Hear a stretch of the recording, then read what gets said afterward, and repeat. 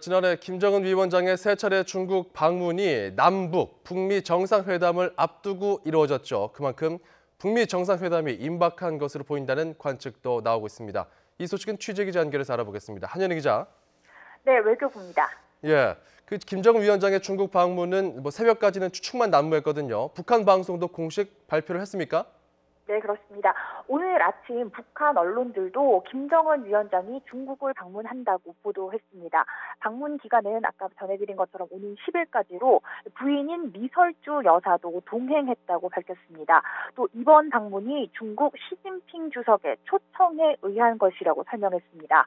어제 오후 평양을 출발했는데 이번 방중에는 김영철 노동당 부위원장과 리수용 당 외교 담당 부위원장, 박태성 노동당 중앙위 부위원장, 리용호 외무상, 노광철 인민무력상 등이 동행했다고 밝혔습니다. 사실상 북한의 외교 안보 라인이 총출동한 겁니다. 북한은 그동안 김 위원장이 외국을 방문할 때 귀국 이후에 활동 소식을 전해왔는데 이렇게 거의 출발과 동시에 방문 소식을 공개적으로 알리기 시작한 것은 지난해 6월 싱가포르 북미 정상회담 이후 달라진 점이라고 할 수 있습니다.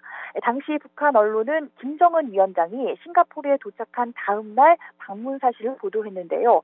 이보다 앞서 진행됐던 두 차례 중국 방문 때는 북한으로 돌아온 이후 북한과 중국에서 동시에 공식 보도가 나왔습니다. 그런데 마지막 방중이자 싱가포르 정상회담 직후 이뤄진 6월에는 방문하는 날부터 방문 사실이 공식적으로 보도됐습니다.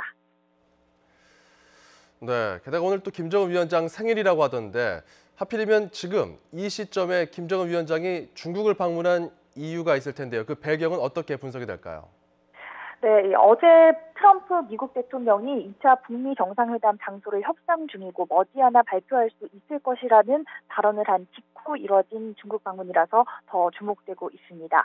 앞서 말씀드린 것처럼 이번 방중에는 북한의 외교 안보 라인이 총출동한 데다가 방문 기간도 연휴 때보다 긴 만큼 북미 정상회담과 관련한 심도 있는 논의가 진행될 것이란 전망입니다.